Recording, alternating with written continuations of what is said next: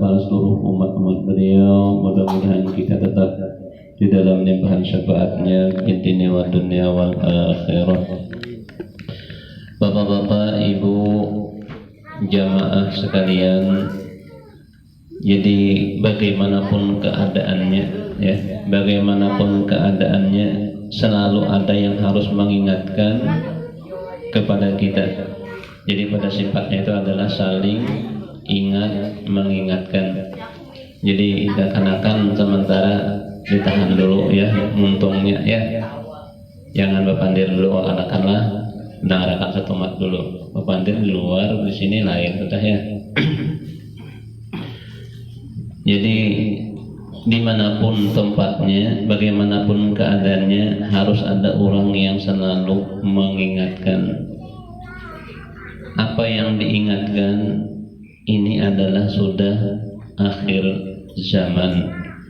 Di akhir zaman ini akan banyak dinampakkan akan tanda-tanda kebesaran Allah yang menuju kepada mungkin penghancuran, kerusakan di muka bumi ini. Coba kita lihat ya. Sekarang ini banjir di mana-mana sudah. Yang dulu tidak biasa banjir, sekarang ini banjirnya luar biasa. Terus nangkaya gempa, gunung meletus, dan yang lain-lainnya. Nah, ini sebujurnya peringatan kepada kita bahwa kehidupan di dunia ini sudah disampaikan pasti akan berakhir. Jadi berakhirnya kehidupan ini ada dua.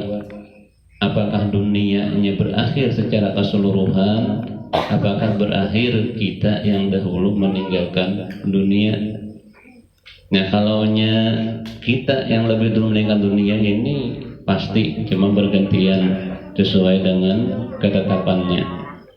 Ya mungkin Pak Rahmat, Mbak Sahmin, mungkin saya sendiri misalnya ya. Dan ini ada ketetapannya. Dan ini harus selalu mengingatkan. Kalau kita dipanggil oleh Allah meninggal dunia, namanya ini kita kalau tidak dalam keadaan beriman, tidak dengan muslim yang benar, maka sungguh sangat rugi. Pasti kita akan menyesal. Nah, jadi ini gunanya ada perkumpulan seperti ini, mengharapkan ada orang yang mengingatkan, sehingga dengan yang diingatkan itu bertambah keimanan kita, bertambah Islam kita, bertambah semangat kita untuk melaksanakan perintah Allah. Jadi Bapak yakin ini ya, kekanakan ini kalau ditanya satu-satu, kira-kira senang nggak sholat? Pasti jawabannya malas, ya kan? Malas sholat itu. Kalaupun sholat juga, tenanglah sholat itu. Jawabannya pasti kada. Buru-buru, tergesa-gesa daripada aja, ya kan? Daripada aja takutan bisa dikikuitan ya. Masih yang sudah lah berjuhur, cepat naik ya kan.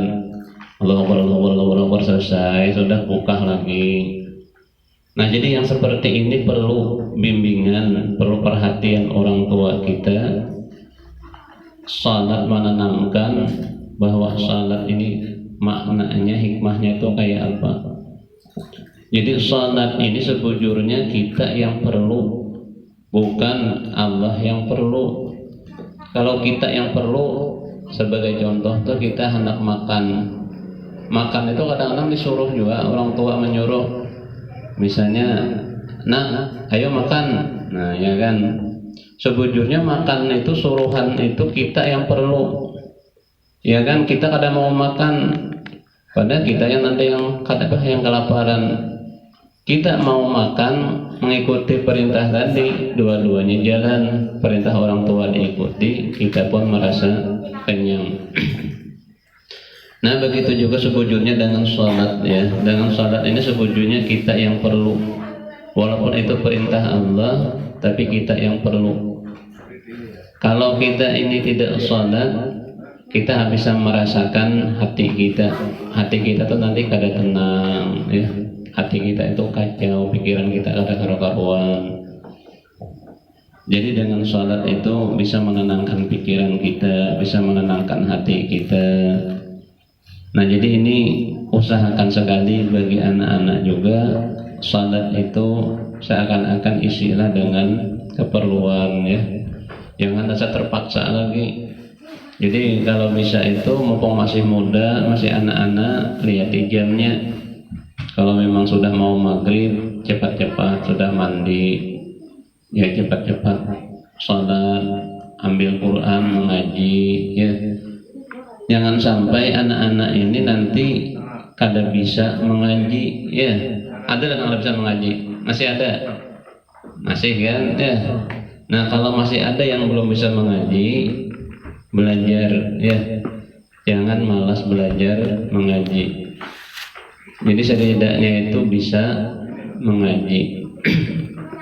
Karena tahapannya dari mengaji ini nanti mau salat, belajar bacaan salat itu dengan syaratnya harus bisa mengaji, harus bisa membaca Quran. Kalau memang nanti kada bisa mengaji, kada mau belajar mengaji, akhirnya bacaan-bacaan salat pun tidak bisa. Nah jadi usahakan ya belajar. Nanti kita Abah Alun mungkin bisa